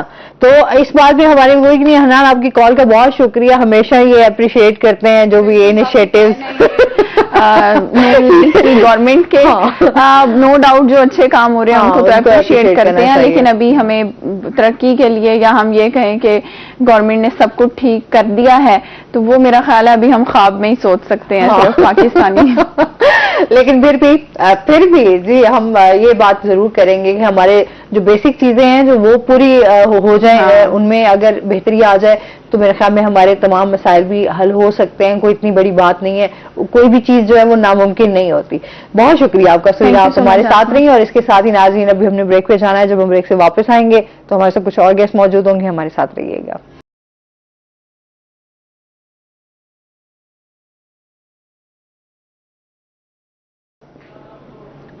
बिस्मिल्लाहिर्रहमानिर्रहीम, अस्सलाम वालेकुम, गुड मॉर्निंग, सुबह बखैर। आप देख रहे हैं रोही एट 10 और मैं हूं आपकी होस्ट आसमा नौरीन। एक नई सुबह में आपको खुशामदीद कहते हैं। जुमे का दिन है और आपको पता है कि जुमे के दिन जो है वो हमारे साथ इस्लामी स्कॉलर्स भी मौजूद होते हैं, जिनके साथ जो है हम एक नया टॉपिक डिस्कस करते हैं और उसके साथ ही हमारे साथ जो है नात खां भी मौजूद होते हैं, जिनसे हम नात रसूल मकबूल सल्लल्लाहु अलैहि वसल्लम सुनते हैं। तो आज सबसे पहले जो हमारे साथ गेस्ट मौजूद हैं वो हैं जी प्रोफेसर खिजर हयात साहब हमारे साथ मौजूद हैं। अस्सलाम वालेकुम। वालेकुम अस्सलाम, अल्हम्दुलिल्लाह, आप ठीक हैं? अल्हम्दुलिल्लाह, वेलकम करते हैं आपको। और इसके साथ ही हमारे साथ जो दूसरे गेस्ट मौजूद हैं वो हैं जी शाहिद रसूल हैदरी हमारे साथ मौजूद हैं, जो कि नात खां हैं। अस्सलाम वालेकुम, कैसे हैं आप? ठीक ठाक हैं? वेलकम करते हैं आपको। अच्छा जी, आज जो हमारा टॉपिक है, आज हम बात करने जा रहे हैं हुजूर पाक सल्लल्लाहु अलैहि वसल्लम की एक तो ज़ात पर हम हमेशा बात करते रहते हैं कि उनकी पूरी मुकम्मल ज़िंदगी जो है हमारे लिए अस्वा-ए हसना है, जिस पर उनकी तालीमात पर अमल करके हम अपनी ज़िंदगी को बेहतर और आसान बना सकते हैं। और हमेशा इस पर बात भी होती रहती है कि किस तरीके से जो है हमारा इस्लाम हमें दर्स देता है, हमें सिखाता है, और किस तरीके से जो है हम अपने दीन को लेकर हमारी जो इस टाइम बहुत ज़्यादा ज़िंदगी जो है वो उलझनों और परेशानियों का शिकार है, जिस पे हम समझते हैं कि हम एक ट्रैक पे नहीं है। किस तरीके से हम अपनी ज़िंदगी को उस ट्रैक पर ला सकते हैं और हम यहाँ पर अपने एक सिस्टम को बेहतर कर सकते हैं। जो हम इस टाइम अपने सिस्टम को लेकर परेशान हैं, इंसाफ के हवाले से हम देखते हैं बहुत सारी परेशानियाँ हैं, इंसाफ उस तरीके से हमें नहीं मिलता, आसान नहीं है, जुल्म व तशद्दुद देखते हैं। वो एक मुनज़्ज़म जो एक तरीके कार होता है, जो हमने आज से पहले हमारी तारीख में और हमारे इस्लाम में और हमारे पैगम्बरों ने जिस तरीके से लेकर चले, हम आज उस रास्ते से हट गए हैं। तो किस तरीके से वापस अपने आप को, अपने तरीकों को, अपने सिस्टम को उस तरीके पर ला सकते हैं, ये बात करेंगे। क्या हाल चाल है, क्या हो रहा है आजकल? सबसे पहले तो उस पर बात करते हैं, फिर हम आते हैं इस्लाम के हवाले से कुरान और हदीस की रोशनी में जानेंगे। हमारा तो काम ही टीचिंग है, लोगों को पढ़ाना, बच्चों को पढ़ाना। और बाकी आज का जो टॉपिक है, इस पे आपने अभी जो बात की, बहुत अच्छी बातें आपने की कि इसमें तो कोई शक नहीं है कि हमारे नबी की ज़िंदगी को सामने रख कर ही हम ज़िंदगी में तमाम मसाइल पे काबू पा सकते हैं, चाहे वो हमारे मुआशी मसाइल हैं, चाहे सियासी हैं, चाहे माशरती हैं। जैसे कि कुरान में अल्लाह ने फरमाया, मा आताकुमुर रसूलु फखुज़ूहु व मा नहाकुम अन्हु फंतहु, कि जो कुछ तुम्हें रसूल दे रहे हैं बस वो लेना है और जिससे मना कर रहे हैं उसे छोड़ना है। हमारा इस वक्त अलमिया और मसला ये है कि हम इस माशरे के अंदर लोगों की दी हुई चीज़ें ले रहे हैं, बाहर की दी हुई चीज़ें हम ले रहे हैं, अडॉप्ट कर रहे हैं। माशरे में जो चीज़ें चल रही हैं, आम हो रही हैं, हम वो चीज़ें अडॉप्ट कर रहे हैं। हालांकि इस्लाम हमें ये कह रहा है कि दुनिया में जो कुछ हो रहा है हमने अपने नबी की ज़िंदगी को सामने रखना है। वमन युतिल्लाह व रसूलहु फ़क़द फ़ाज़ फ़ौज़न अज़ीमा। अल्लाह फरमाते हैं जो अल्लाह और मेरे नबी की इताअत करेगा कामयाबी उसे मिलेगी, अजीम कामयाबी। और इसके अलावा भी अल्लाह ने कुरान में फरमाया कि मैं तुमसे तब मोहब्बत करूंगा जब मेरे नबी की इताअत करोगे। तो इताअत रसूल मस्ट है। और आज का जो टॉपिक है, हुज़ूर सल्लल्लाहु अलैहि वसल्लम बहसियत मुदब्बिर और मुंतज़िम, इस वक्त इस टॉपिक को समझने की बड़ी ज़रूरत है। देखें, हम या तो अपने घर के सरबराह हैं, या हम इदारे के सरबराह हैं, या हम किसी इदारे में जो हमें मैनेजमेंट मिली है, जो हमें इंतज़ामी उमूर हमें मिले हैं, फिर यानी कि सूबे लेवल पर है, फिर मुल्की लेवल पर है, पाकिस्तान के मुल्क को कैसे चलाना है, इसका पूरा लाहे अमल हमें नबी ने दिया है। आप मुदब्बिर के मानी हैं अंजाम को सोच कर काम करने वाला। आज हम स्टेप ले लेते हैं, बाद में रोना रोते हैं। उसकी छोटी सी मिसाल देता हूँ, ये जो बिजली के मुआहदे हमने किए, जिन्होंने भी किए, और अब उसी का रोना रोया जा रहा है। हम क्यों ऐसे काम करते हैं जिसका नुकसान हमारे मुल्क को भी होता है, हमारी आवाम को भी होता है, और सदियों हमें उन चीज़ों को भुगतना पड़ता है। इसकी बजाय मेरे नबी जो काम करते थे उस वक्त चाहे लोगों को समझ नहीं आ रही होती थी कि आप ये काम क्यों कर रहे हैं। इसकी मैं छोटी सी मिसाल देता हूँ, सुलह हुदैबिया। आपने उस मुआहदे में सारी शर्तें काफिरों की मानी हैं, जिस पे बाद सहाबा को भी एतराज़ उन्होंने उठाया कि ये सारी, या रसूलल्लाह हम तो फतह करने जा रहे हैं मक्का, और जो है ना हम तो किसी से आज कमज़ोर नहीं हैं, हम 3 जंगें जीत चुके हैं, हम इनकी शर्तें क्यों माने। लेकिन आपने कहा जैसे मैं कह रहा हूँ वैसे करो। और वही जो सुलह हुदैबिया था जिसमें शर्तें आपने काफिरों की मानी, उन्हीं को बड़ा बनाया। लेकिन उस मुआहदे की रूह से पूरी डिटेल में जाए ना, मक्का भी तब फतह हुआ, यहूदियों पे भी तब काबू पाया गया, और मुसलमानों को अजीम फतह हुई। और इस पे कुरान अल्लाह ने नाजिल किया, इन्ना फतहना लका फतह मुबीना। वजह क्या थी? वो सिचुएशन ऐसी थी कि उस वक्त लड़ाई सही नहीं बनती थी, उस वक्त काफिरों के साथ मुआहदा ही ठीक बनता था। اور انہی کی باتیں ماننا ہی ٹھیک بنتا تھا. دو سائڈ پہ دشمن تھے, اگر دونوں سے اکٹھی لڑائی شروع ہو جاتی تو مسلمان کمزور ہو جاتے, ان کا مقابلہ نہ کر سکتے. میرے نبی کا حسن تدبر ایسا تھا, آپ دونوں سائڈوں پہ دیکھ رہے تھے. ایک سے معاہدہ کیا, ادھر یہودیوں کا کلا کما کیا, پھر جب ان پہ قابو پا لیا, پھر 2 سال بعد مکہ پہ آپ آئے ہیں فاتح بن کر, اور پھر مکہ والے آپ کا مقابلہ نہیں کر سکے. اس وقت جو ملک کے حالات ہیں, ہمیں نبی کی زندگی کو سامنے رکھ کے ایسے فیصلے لینے پڑیں گے ہمارے حکمرانوں کو کہ جس سے ہماری عوام کے مسائل بھی حل ہوں, ہمارے اوپر جو بیرونی طاقتوں کے دباؤ ہیں وہ بھی کم ہوں, ہماری معیشت پر جو دباؤ ہے وہ بھی کم ہو. اور اس کے لیے وہی حسن تدبر چاہیے. میرے نبی والی فہم و فراست وہ تو کسی کو مل نہیں سکتی, لیکن میرے نبی کو زندگی کو سامنے رکھ کے اللہ سے دعا مانگ کے ہمارے حکمران اس نیت پر چلیں کہ ہم آج وہ سٹیپ لیں گے. دیکھیں ہمارا ملک ایسا ملک ہے کہ جتنا بھی بحران میں چلا جائے, اللہ نے اس کو اتنے وسائل دیے ہیں کہ یہ صرف 1 سال میں اپنے پاؤں پہ کھڑا ہو سکتا ہے. زیادہ لمبی چوڑی ضرورت نہیں ہے, ایک سال میں صرف اس کے لیے فہم و فراست کی ضرورت ہے کہ آج ہمارے حکمران کون سے سٹیپ لیں جس سے ہمارے سارے معاملات ٹھیک ہوں. جیسے ابھی آپ بات کر رہی تھی عدل و انصاف ہے, ٹھیک ہے جی, عدل و انصاف ہمارے ملک کے اندر وہ کہاں سے اوپر سے امپلیمنٹ ہوگا. ہمارے حکمران جو ہے نا وہ ایسے آئین بنائیں گے, جیسے آج کل میں دیکھ رہا ہوں کہ جی آئین یوں کر دیا جائے اور آئین یوں کر دیا جائے. میں ایک چھوٹی سی بات کرتا ہوں اس پلیٹ فارم پہ, جتنا آئین آج تک ہمارے پاس ہے اس پہ کتنا عمل ہو رہا ہے. نئے قانون بنائیں گے, نئی ترمیمیں کریں گے, یہ ملک ایسے ہی چلتا رہے گا. قانون کی امپلیمنٹیشن ضروری ہے. جو ہمارے ہاں ہم اپنے سسٹم کو بہتر کرنے کی باتیں کر رہے ہوتے ہیں وہ صرف باتوں کی حد تک ہی رہ جاتی ہیں. تو تمام چیزیں ہمارے ہاں جو ہے وہ اس ٹائم معاشرتی بگاڑ جو ہے وہ بہت زیادہ اس ٹائم ہے. اس ٹائم حالات جو ہیں وہ بالکل اپوزٹ ہیں, وہ مس مینجمنٹ کی وجہ سے. جیسے ابھی میں ٹاپک پہ بات کرتا, ایک آپ ابھی میں بطور منتظم کہتے ہیں جو چیزوں کو مینج کرتا ہے, ٹھیک ہے جی. اور میرے نبی ایک ریاست کو چلانے والے تھے. آپ بطور حکمران چیزوں کو کیسے مینج کر رہے تھے, اس کی ایک چھوٹی سی مثال دیتا ہوں. جب مہاجرین گئے ہیں مدینہ کے اندر, اتنی بڑی تعداد میں نہ گھر ہے, نہ پیسہ ہے, نہ کھانا ہے, نہ پینا ہے, نہ کچھ ہے, کوئی وسائل بھی نہیں ہے. لیکن میرے نبی کی مینجمنٹ دیکھیں کہ آپ نے کیا کیا, ایک مہاجر کا ہاتھ ایک انصاری کے ہاتھ میں دیا, کہا آج سے تمہارے سگے بھائی ہیں, ان کا تم نے ایسے خیال رکھنا ہے جیسے اپنا خیال رکھتے ہو. اتنا بڑا مسئلہ آپ نے صرف جذبہ اخوت پیدا کر کے اور لوگوں کا ذہن بنا کے وہ ختم کر لیا. اس کا مطلب ہے اگر لیڈر صحیح ہو تو بڑے مسئلے پہ چھوٹی سی طریقے سے قابو پا سکتا ہے. بہت شکریہ. اور اس کے ساتھ ہی ناظرین ابھی ہم نے جانا بریک پہ, ہمارے ساتھ رہیے گا.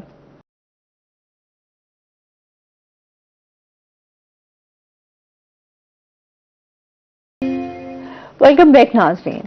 اچھا جی, اس کے ساتھ ہی جس طریقے سے ہم بات کر رہے ہیں کہ ہمارے ہاں جو معاشرتی بگاڑ ہے یا معاشرتی اس ٹائم جو برائیاں ہیں, جو ہم ایک سسٹم کو بہتر کرنے کی بات کرتے ہیں جس میں ہم حضور پاک صلی اللہ علیہ وآلہ وسلم کی زندگی دیکھیں اور ان کی تعلیمات دیکھیں, تو وہ تمام چیزیں پہلے سے ہی آج سے بہت عرصہ پہلے جو ہے وہ یہ بیان کر دی گئی ہیں. اچھا, جنہوں نے تو ان چیزوں کو اپنایا وہ سکھی بھی ہیں. آج ہم دیکھتے ہیں کہ باہر کے ممالک کی ہم مثال دیتے ہیں تو وہاں ہم دیکھتے ہیں کہ انہوں نے حضور پاک صلی اللہ علیہ وآلہ وسلم کو ہی ان کی زندگی کو دیکھتے ہوئے, ان کی تعلیمات کو دیکھتے ہوئے ہی اپنی چیزوں کو بہتر کیا ہے. اس پہ ان کی ریسرچ بھی ہو رہی ہوتی ہے, ان پہ وہ چیزیں بھی دیکھ رہے ہوتے ہیں, قرآن پاک پر وہ ریسرچ کر رہے ہوتے ہیں. ہم مسلمان ہو کر بھی ہم آج انہی چیزوں سے دور ہیں اور آج ہم وہی اپنے معاملات کو لے کر جو ہے وہ پریشان دکھائی دیتے ہیں, الجھے ہوئے دکھائی دیتے ہیں, راستہ کوئی نظر نہیں آ رہا ہوتا کہ کرنا کیا ہے ایکچولی. وہ اس پہ بالکل آپ کی جو بات ہے, اس پہ علامہ اقبال رحمۃ اللہ نے فرمایا تھا نا کہ یوں تو سید بھی ہو, مرزا بھی ہو, افغان بھی ہو, تم سبھی کچھ ہو بتاؤ کہ مسلمان بھی ہو. پھر یہ بھی ساتھ کہہ دیا کہ کی محمد سے وفا تو نے تو ہم تیرے ہیں, یہ جہاں چیز ہے کیا لوح و قلم تیرے ہیں. تو وہی بات انہوں نے مطلب نبی صلی اللہ علیہ وسلم کے طریقوں کو اپنایا, وہ دنیاوی طور پہ کامیاب ہو گئے. مطلب جو دین تھا ہمارا اس کو انہوں نے پریکٹیکلی پکڑا ہے. ہم نے صرف زبانی طور پہ اس کو ایکسیپٹ کیا ہے, اپنی پریکٹیکل لائف میں اس کو نہیں لائے.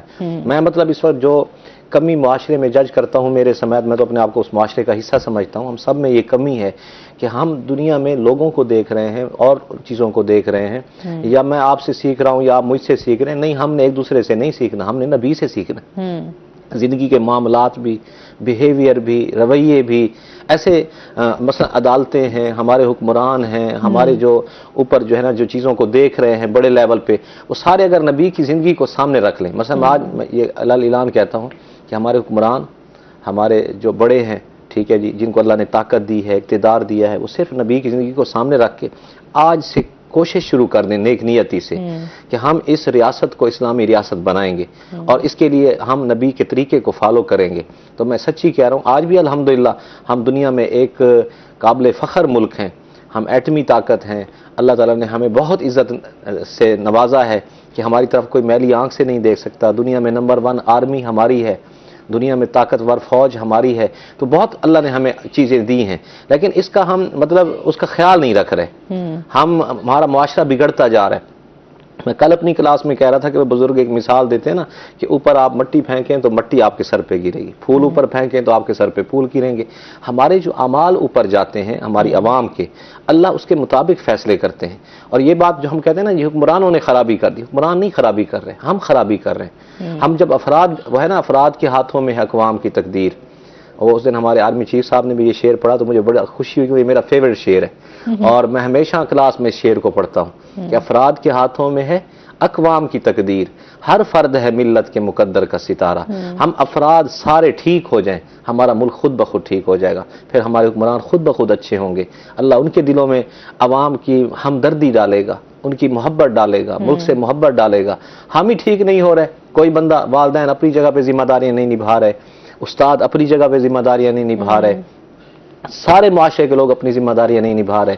تو میں اکثر ایک بات کہا کرتا ہوں نا کہ ہم کہتے ہیں مسائل آئے حکومت کی وجہ سے، نہیں، مسائل بھیجنے والا بھی اللہ اور ان مسائل کو پھر سالو کرنے والا بھی اللہ. یہ ہم سب مسلمانوں کا یقین ہے کہ ایک ٹھوکر بھی لگتی ہے نا ہمیں تو اللہ کے حکم سے لگتی ہے. تو ہم نبی کی زندگی کو امپلیمنٹ کریں معاشرے میں. ہمارے عدالتی نظام ٹھیک ہونا چاہیے. ہمارے جو ہے نا، میں ایک بات جو آپ کے میڈیا کے ذریعے سے میں کہنا چاہتا ہوں، جو میں بہت کمی دیکھتا ہوں میڈیا کے اوپر، آپ تو ماشاءاللہ ہر جمعے کو یہ پروگرام کرتے ہیں اور چینلز پہ بھی ہوتے ہیں. میں کہتا ہوں باقاعدہ مطلب مہینے میں ایک ایسا پروگرام ہو جس سے افراد کی اصلاح ہو. بڑے بڑے، ہم تو عام سے لوگ ہیں، بڑے بڑے جو اسکالرز ہیں ان کو بلایا جائے اور وہ ٹاپک ہو عوام کی اصلاح. میں یہ ایک رائے دے رہا ہوں اس پلیٹ فارم سے، بڑے بڑے علماء کو، اسکالرز کو بلایا جائے اور صرف عوام کی اصلاح کریں. جس دن عوام ٹھیک ہو گئی ہمارا ملک ٹھیک ہو جائے گا. اچھا، عوام تو ٹھیک ہے، ہم آئے دن اس سے بات کرتے ہیں کہ شاید ہماری اپنی کوتاہیاں بھی ہیں، ہم شاید اپنی ذمہ داریاں بھی نہیں نبھا پا رہے. ہم ریاست کی بھی کچھ بہت ذمہ داریاں ہوتی ہیں. ہم دیکھتے ہیں کہ حضور پاک صلی اللہ علیہ وسلم نے اپنی ریاست میں جو ہے وہ کس طریقے سے ایک سسٹم کو لے کر چلے، جس میں ہم نے دیکھا کہ خواتین کو جس طرح سے حقوق دیے گئے، خواتین کو جو مقام دیا گیا، جو بچوں کا ہے، بچوں کے حوالے سے، رائٹس کے حوالے سے ہم بات کریں تو وہ تمام رائٹس کے اوپر جو ہے انہوں نے تعلیم بھی دی، پریکٹیکلی بھی کر کے دکھایا اور کوشش کی کہ اس چیز کو، سسٹم کو جو ہے وہ بہتر کیا جا سکے. ہم آج بھی اسی میں ہم رائٹس کی بات کرتے ہیں یا ہم رعایا کی بات کرتے ہیں تو وہ رعایا میں بھی تو ریاست کی طرف سے بھی تو وہ چیزیں نہیں مل رہی ہیں. آپ مجھے بتائیں کہ جب انصاف نہیں ملے گا تو آٹومیٹکلی ہم کرائم کی طرف جائیں گے. جب آپ کا حق آپ کو نہیں مل رہا ہوتا تو پھر لوگ اپنا حق چھیننے کی کوشش کر رہے ہوتے ہیں. اچھا، ہم اکثر بات کرتے ہیں جی فلاں بندہ بڑا ظالم ہے، فلاں کے کبھی مجھے لگتا ہے یہ میری اپنی ذاتی رائے ہے، ہر انسان کی اپنی ایک سوچ ہوتی ہے کہ وہاں پیچھے بہت ساری چیزیں بھی ہوتی ہیں ہر انسان کی، اس کی سوچ کو لے کر کہ پیچھے وہ کتنی غربت والی لائف جی کر آ رہا ہے یا اس کی کیا، اس کو کس طریقے سے ٹریٹ کیا گیا ہے، اس کے دماغ میں کیا اس طرح کی چیزیں آئی جس کی وجہ سے وہ کرائم کی طرف گیا. تو مطلب ایک پیچھے ایک پوری مکمل سٹوری ہوتی ہے جس کو ہم آگے دیکھتے ہیں کہ وہ بندہ کس حد تک گیا ہے. جی بالکل. تو میں رات بھی اپنے فرینڈ سے بھی یہی بات کر رہی تھی کہ ہم لوگ جو ہے نا ان چیزوں کو بالکل بھی انڈرسٹینڈ نہیں کرتے اور ہم اپنے رائٹس کی جب بات کرتے ہیں تو رائٹس نہیں ملیں گے تو آٹومیٹکلی پھر کرائم اور پھر یہ تمام چیزیں جو ہیں وہ بڑھیں گی. سب سے بڑی بات آتی ہے ریاست کی ذمہ داری. بالکل آپ نے ٹھیک بات کی. ہمارے یہاں ایجوکیشن مہنگی، علاج مہنگا، ہماری بیسک چیزیں مہنگی. ایک طرف سے آپ اگلے بندے کو تھوڑا سا ریلیف دیں گے تو اس سے ڈبل آپ اس کو کسی اور چیز میں انگیج کر دیں گے. تو وہ الجھنوں میں اور مسائلوں میں اتنا پریشان ہو جاتا ہے کہ اس کو سمجھ ہی نہیں آتی کہ کرنا کیا ہے. بالکل آپ نے جو پوائنٹ اٹھایا میں اس کے بالکل آپ کے ساتھ ہوں کہ عوام ٹھیک ہے ان کے گناہ جو مرضی ہے، لیکن اصل ذمہ داری ریاست کی ہوتی ہے۔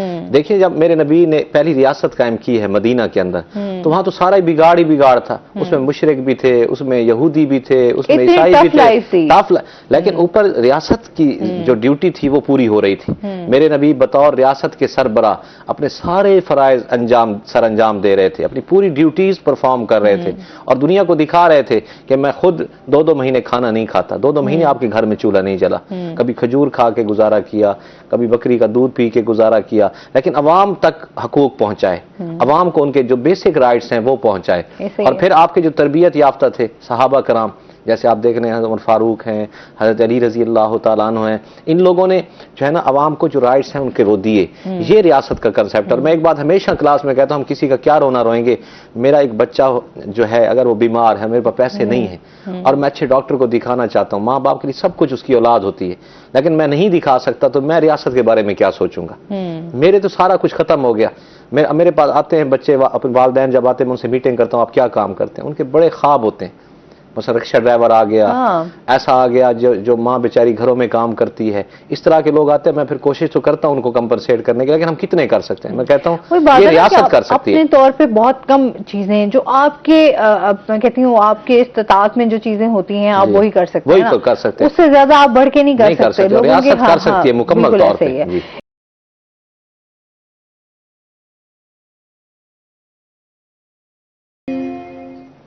ویلکم بیک ناظرین، ماشاءاللہ بہت ہی خوبصورت کلام پڑھا آپ نے، بہت شکریہ، بہت خوبصورتی سے آپ نے اس کو ادا بھی کیا۔ اچھا جی، اس کے ساتھ ہی جس طریقے سے ہم بات کر رہے تھے کہ کس طریقے سے ہم اپنے معاشرے میں جو ہے وہ ریاست مدینہ کی ہمیشہ ہم بات بھی ہوتی رہتی ہے کہ کس طریقے سے ہم اسلامی ریاست قائم کر سکتے ہیں، پر اسلامی ریاست تبھی قائم ہوگی جب ان کے اصولوں پر بھی چل سکیں۔ بالکل۔ تو جب تک اصول ہی قائم نہیں ہوں گے تو کس طریقے سے ہم اپنے اس معاشرے میں تبدیلی لا سکتے ہیں، یا پھر ہم اسلامی ریاست قائم۔ پہلے تو عدل و انصاف پہ ہی بات کر لینا کہ جس طریقے سے حضور پاک صلی اللہ علیہ وسلم نے عدل و انصاف قائم کیا، جو کہ ہم آج اس عدل و انصاف سے محروم ہیں۔ بالکل، دونوں وہ جو اس ٹائم کی جو ان کی میں ایک بات کروں گی، کس طریقے سے جو انہوں نے تدبیر اختیار کی، جو راستے انہوں نے بتائے عدل و انصاف کو لے کر، جو ایک ان کی رائے تھی، اس کے حوالے سے بتائیے گا۔ اس میں یہی 2 باتیں میں کروں گا، ایک جیسے آپ نے کہا ریاست مدینہ اور پھر عدل و انصاف، تو واقعی باتیں کرنا بڑا آسان ہے۔ ہمارے پاس بھی بہت سارے لوگوں نے دعوے کیے کہ ہم ریاست مدینہ بنا رہے ہیں، لیکن دعوے کرنا آسان ہے، اس کو پہلے امپلیمنٹ کیا جاتا ہے اپنے گھر سے۔ میرے نبی نے اگر یعنی ریاست مدینہ جو بنائی تھی اور اس میں عدل و انصاف پہلی چیز ہے اور وہ قائم کیا تھا، تو آپ کی وہ مشہور بات کہ آپ کے خاندان کی عورت تھی فاطمہ نامی، جس نے چوری کی تھی اور اس کے ہاتھ کٹوانے کا حکم دیا آپ نے، آپ کے مطلب بہت سارے فیملی کے لوگ آپ کو سفارشیں لے کے آئے کہ ہمارے خاندان کی بدنامی ہے، آپ ایسا نہ کریں۔ تو آگے سے آپ نے کیا فرمایا؟ خدا کی قسم میری اپنی بیٹی فاطمہ ہوتی تو میں اس کا بھی ہاتھ کٹوا دیتا۔ آپ نے گھر سے عدل شروع کیا، گھر سے انصاف شروع کیا۔ آپ دیکھیں آپ کی بیویاں ایک دفعہ آپ کے پاس آئیں، یا رسول اللہ سارے لوگ مزے کر رہے ہیں، ہمیں بھی کوئی مال دیں، تو آپ ان سے کئی دن ناراض رہے، مطلب بات چیت نہ کی۔ پھر وہ آئیں کہ آپ کیوں ناراض ہیں؟ پھر آپ نے کہا کہ تم اگر دنیا چاہتی ہو تو پھر مجھے چھوڑ دو، اگر مجھے چاہتی ہو تو پھر دنیا، یعنی اگر مجھے چاہتی ہو تو دنیا چھوڑ دو، اور اگر دنیا کے پیچھے بھاگو گے تو پھر میرا آپ سے کوئی تعلق نہیں، اگر میرے سے تعلق رکھنا ہے تو پھر دنیا کو چھوڑنا پڑے گا۔ اور اس کا ذکر قرآن میں بھی آیا، فَتَعَالَيْنَا أُمَتِّعْكُنَّ وَأُسَرِّحْكُنَّ سَرَاحًا جَمِيلًا وَإِن كُنتُنَّ تُرِدْنَ اللَّهَ وَرَسُولَهُ وَالدَّارَ الْآخِرَةَ۔ ٹھیک ہے نا، یہ پورا اللہ نے قرآن میں بیان کیا کہ میرے نبی کہہ رہے ہیں کہ اگر میری خوشنودی چاہتی ہو، اللہ کی خوشنودی چاہتے ہو تو دنیا سے سائیڈ پہ ہو جاؤ۔ اور آج ہم جو ریاست مدینہ قائم کرنے والے لوگ تھے یا ہیں، ٹھیک ہے جی، وہ کیا کرتے ہیں؟ سارا مال سمیٹ کے اپنے گھروں میں اور اپنے رشتہ داروں میں، اپنے احباب میں۔ تو ریاست مدینہ یوں قائم نہیں کی جاتی، ٹھیک ہے جی۔ میرے نبی صلی اللہ علیہ وسلم نے جو تربیت کی صحابہ کی، اس میں پھر آپ نے آگے جو ایک چین چلائی، اس میں آپ دیکھیں کہ حضرت عمر بن عبدالعزیز کا دور، ٹھیک ہے جی، وہ آپ کے ہی مطلب ایک ٹریننگ کا سلسلہ تھا جو آگے چل رہا تھا، آپ کے ہی وہ ماننے والے تھے، پیروکار تھے، آپ کے نقش قدم پہ چل رہے تھے۔ تو انہوں نے پھر وہ عدل و انصاف کیا قائم کیا اور کیسے ریاست مدینہ قائم کی، اس کے کیسے نقشے قدم پہ چلے کہ عید کے اوپر اپنے بچوں نے پرانے کپڑے پہنے، اور حکومت تھی تقریباً آج کی 50 ملک اکٹھے کریں تو اتنے پہ حکومت تھی، ان کے نوکروں کے بچے نئے کپڑے پہن رہے ہیں اور خود ان کے بچے جو ہے نا وہ پرانے کپڑے پہن کے جا رہے ہیں۔ تو ہمارے حکمران جو چاہتے ہیں ہم ریاست مدینہ قائم کریں، اس کو پہلے گھر سے قائم کرنا پڑے گا۔ ریاست میں تو جب آپ وہ فضا بناؤ گے، پہلے اپنے گھروں میں تو وہ فضا بنائیں، ہم اپنے رشتہ داروں میں تو وہ فضا بنائیں۔ ہم جو بات ہے نا، ہم یتیموں کا ہم لوگ خیال نہیں رکھتے، جہاں پر ہم نے دیکھا کہ ہم مولا علی کو دیکھیں کہ انہوں نے کس طریقے سے یتیموں کا خیال رکھا، پھر اس کے بعد جو ذمہ داری جو ہے وہ حضرت حسن علیہ السلام نے جو ہے وہ اس کو لی، اور ہمارے ہاں اب یتیموں کو جس طریقے سے جو ہے وہ رون دیا جاتا ہے، ایک تو تحفظ ان کا کیا کریں گے ہم، ان کا خیال ہی نہیں رکھا جاتا، اور الٹا ان کی جو زمین ہوگی جائیداد ہوگی اسی پہ ہم خود ہی وارث بن کے بیٹھ جائیں گے، اسی پہ ٹھیک ہے۔ تو ہمارے ہاں تو ہر چھوٹی چھوٹی چیز کو کہ کس طریقے سے ہم نے گھر میں اگر نوکر ہیں تو ان کا خیال کیسے کرنا ہے، اگر ہم ان کے رائٹس پورے کر رہے ہیں، کیا ہم اپنے بہن بھائیوں کے حقوق پورے کر رہے ہیں، پیرنٹس کے حقوق پورے کر رہے ہیں، تو پھر حکومت کی ذمہ داری آتی ہے کہ کیا آیا وہ اپنی رعایا اپنے یہاں پر جو عوام ہے اس کو کس طریقے سے تحفظ دے رہی ہے۔ حضرت علی کی بات ہوئی رضی اللہ تعالیٰ عنہ، آپ کا جو گھر تھا وہ تو ایک رول ماڈل گھر تھا، مطلب آج کوئی چاہتا ہے نا حکمران کہ میں جو ہے نا رول ماڈل بنوں، میں ریاست مدینہ قائم کر دوں، وہ حضرت علی کی لائف کو، ان کے بیٹوں کی لائف کو، لاڈلوں کی لائف کو، ان کے گھر کو دیکھ لے کہ اس گھر میں جو سب کچھ کے مالک تھے، دنیا جہان ان کے لیے بنے، جنت کے سرداریاں ان کے لیے، سب کچھ ان کے لیے، لیکن اس گھر میں 2 دن پانی سے روز افطار ہو رہا ہے، فاقے ہیں، اور میرے نبی کی بیٹی ہاتھ سے چکی پیس رہی ہے، ہاتھ سے چکی پیس رہی، ہمارے یہاں تو اب سب سے پہلے حکمران کہتے ہیں فل ایک بلٹ پروف گاڑی پہلے ہو، وہ بھی کروڑوں کی، وہ بھی ہو، اپنی پوری فیملی کے لیے گاڑیاں ہوں، اور پھر خود شاہانہ زندگی گزارے، اور رعایا جو ہے یا عوام ہے وہ بیچاری چاہے ترس رہی ہے، چاہے خودکشی کر رہی ہے، چاہے جو ہے وہ بھوکی مر رہی ہے، اسے کوئی کنسرن نہیں ہے۔ مہنگائی ہے، آج ہم بات کرتے ہیں کہ مہنگائی کہاں ہے، ہم لوگ کتنا ہمارے آئے دن یہ دیکھتے ہیں کہ مجبور ہو کے اپنے بچوں کو بھی مار دیتے ہیں، بالکل اور خود بھی مر جاتے ہیں۔ اچھا کیا ہے اس سے کتنا نقصان ہو رہا ہے، کتنا ہم لوگ اس طرف جا رہے ہیں کہ ایک غلط ٹریک پہ چل پڑے ہیں۔ غلط ہے، بالکل وہی نا کہ اب حکمرانوں کے بچوں کے بعد بھی کروڑوں کی گاڑیاں ہوں، اور ہماری عوام جن کا یہ ملک ہے، جن کے اسی طرح کے رائٹس ہیں، ایک جیسے حکمران کے بچے کے رائٹس ہیں نا، ایک غریب مزدور کے بچے کے بھی اسی طرح رائٹس ہیں، تو وہ کون دے گا؟ تو یہی تو ریاست کی اصل ذمہ داری ہوتی ہے۔ ہم نے سمجھ لیا ریاست کی ذمہ داری یہ ہے فل پروٹوکول ہو، اپنے لیے گاڑیاں ہوں، اپنے لیے سب کچھ ہو، اور عوام پتہ نہیں وہ کدھر جائے گی۔ کہ حضور پاک صلی اللہ علیہ وسلم کی ذات کو، ان کی زندگی کو دیکھیں تو اتنی سادہ زندگی، اتنی عام زندگی، جس میں انہوں نے اپنے کپڑے بھی، ان کے پیون لگے ہوئے ہوتے تھے تو وہ اپنے کپڑوں کو بھی خود سلائی کر کے اور خود ہی اس کو جوڑ کے، وہی پھٹے ہوئے ہیں تو پہن۔ لیکن ہمارے ہاں آج ہم برانڈز کی باتوں سے نیچے نہیں آتے، اور تمام چیزیں جو ہماری زندگی کو بہت برے طریقے سے متاثر کر رہی ہیں۔ آج ہمارے حکمرانوں کے پاس بہت کچھ ہے، اور جو ہے ہمارے پاس جو ہم دیکھتے ہیں تو ہم لوگ جو ہے وہی۔ آپ صلی اللہ علیہ وسلم بھی حکمران تھے نا، ایک دفعہ اپنی بیوی جو سب سے پیاری بیوی تھی عائشہ رضی اللہ، انہوں نے ان سے کہا کہ یاد رکھو کبھی جوڑا دوسرا اس وقت تک نہ لینا جب تک پہلے میں پیوند نہ لگ جائیں، یہ آپ نے ان کو نصیحت کی۔ ایک دفعہ عائشہ نے گھر میں پردہ لٹکا دیا، جیسے عورتوں کا شوق ہوتا ہے کہ دیوار، کچی دیواریں تھی چھپ جائیں، اس میں بھی سوراخ تھے، پردہ لٹکا دیا، تو آپ نے کہا یہ کپڑا جو ہوتا ہے، آپ غصے ہوئے کہ یہ جو کپڑا ہوتا ہے یہ انسان کے لیے ہوتا ہے، دیواروں کے لیے نہیں ہوتا، اس کو ہٹاؤ، تو آپ نے وہ ہٹوایا۔ ایک دفعہ آپ کی بیوی نے آپ کے نیچے جو کپڑا ہوتا ہے نا بچھانے والا، اس کو ڈبل کر دیا، تو آپ کو ذرا نیند زیادہ آ گیا، آپ نے کہا تم نے یہ کیا کپڑا ڈبل کر دیا تھا یا زیادہ موٹا کر دیا تھا؟ انہوں نے کہا ایسے کہ آپ کو سکون ملے، آرام ملے۔ آپ نے کہا میں آرام کرنے کے لیے نہیں آیا، میں تو انسانیت کی خدمت کے لیے اور اللہ کے دین کو نافذ کرنے کے لیے۔ آپ نے کہا کل سے یہ نہ کرنا، تاکہ میں موٹے باندھ کی چارپائی پہ سوؤں گا تو نیند کم آئے گی۔ اور ہمارے حکمران جس طرح کے مزے کی زندگی اور سوئے تو پھر اٹھے ہی نہیں، بالکل ایسے ہی ہے جی۔ مزید بھی ان سے جانیں گے ناظرین، ابھی ہم نے جانا بریک میں، ہمارے ساتھ رہیے گا۔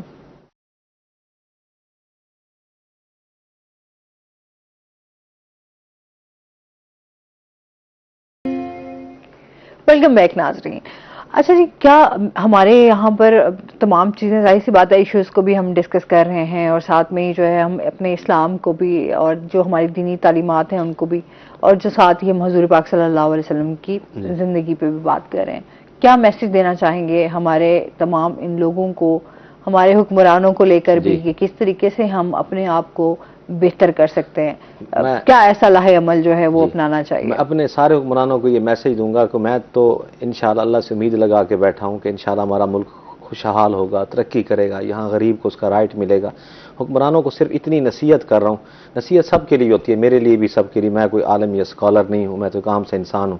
ان کو صرف میں اسلام کا نالج رکھنے کی بنیاد پر ان کو نصیحت کر رہا ہوں کہ وہ نبی کی زندگی کے اس پہلو کو دیکھیں کہ جب میرے نبی حکمران بھی تھے ایک ہی ٹائم میں، نبی بھی تھے، سپہ سالار بھی تھے، اور مال غنیمت کے مالک تھے، بانٹ رہے تھے لوگوں میں۔